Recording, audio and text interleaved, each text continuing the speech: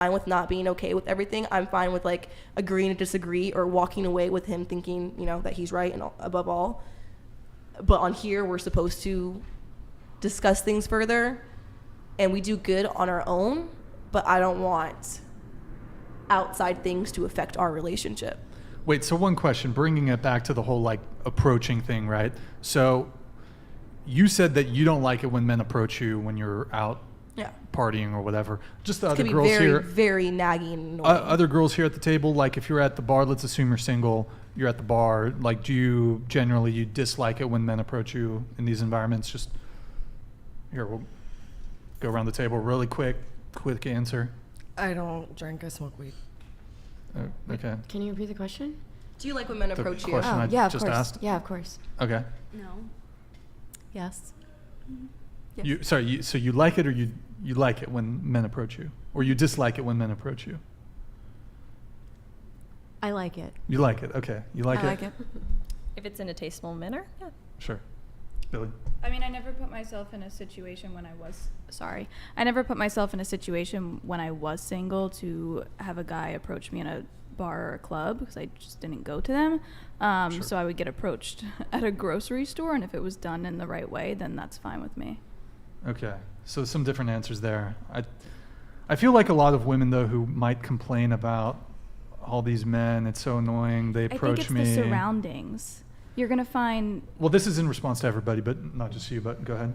I think you're going to find, if you're in a club, you're most likely going to get a drunk man approaching you, and it's probably not going to be done in the most tasteful manner. Yeah. So that's probably why a lot of girls are turned off by it, because that's where they're being approached most. You are most likely to have success picking up a girl if you pick her up in a way where her anxiety is low. Mm-hmm. Yeah. That is like, can we all agree with that? Yes. Okay. That's why I always encourage guys to utilize day game, as it's known. Like I tell guys, hey, do you have a dog? Pick girls up at the dog park. It's a great place. Coffee shops. Like, hey, do you know the Wi-Fi password? Easy conversation starter. Little things like that.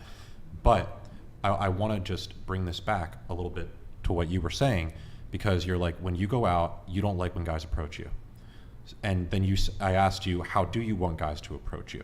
So whenever you're out and I mean, basically, the only time that a guy can approach you is when you're out of the house, right? Like, unless he breaks in and is like dating you, right? Jeez. So another problem right now. So like, what's your ideal scenario? Because I mean, it's probably not approaching you at work either. You're busy. Yeah. So like, what's your ideal scenario? That's why I will agree that it is, in that sense, it's not really I'm not making it easy for men in that way. Maybe that's why I don't know, it's just, it is hard to be tastefully done. It is a tricky thing to do. It does help when you're more attractive, but there's even been attractive men who approach me and I'm still like, I'm just not in the mood to discuss or talk. Mm-hmm. So I can't really give a clear answer for that. I guess it's because kind of like how I grew up, and I feel like a lot of people grew up before this social media, and like we have so many options nowadays, is you dated people who you already knew. So it wasn't about approaching. It was about, we have similar friends, we come from the same area, so we've met before. So it's not really like it's not like I'm meeting you for the first time, you see me, I'm attracted to you, you come up across to me and you pitch to me. 9 times out of 10, I'm not gonna like that. So that's why usually it was dating people from knowing their family, growing up around them, stuff like that. I don't want this to come across like I'm attacking. I promise you I'm not. Like, so what you're talking about right now is one of the biggest frustrations for men in dating. I know. You posed, again, another Q&A. You asked guys, what are your biggest fears approaching women? What were the predominant things that came back? I mean, it was just rejection, judgment on his appearance. Creepy. Yeah. Well, that's one thing I could say, though, and I will, if a man comes up to me, I'm never like, ew, get away from me, I'm not going to talk to you. Some girls are. Yeah. I never said they weren't. Right. I'm saying we're talking about me, though, personally. Mm-hmm. Even though I don't like for men to approach me, I've never once been like, ew, get away from me, or been rude or of the sorts. If I'm in a relationship, I'll just quickly be like, oh, I'm so sorry. Kind of see where you're going with this. I am in a relationship. Or when I was single, I would be like, oh, I'm so sorry, I'm not interested in dating right now. Or I would just lie and say I am in a relationship.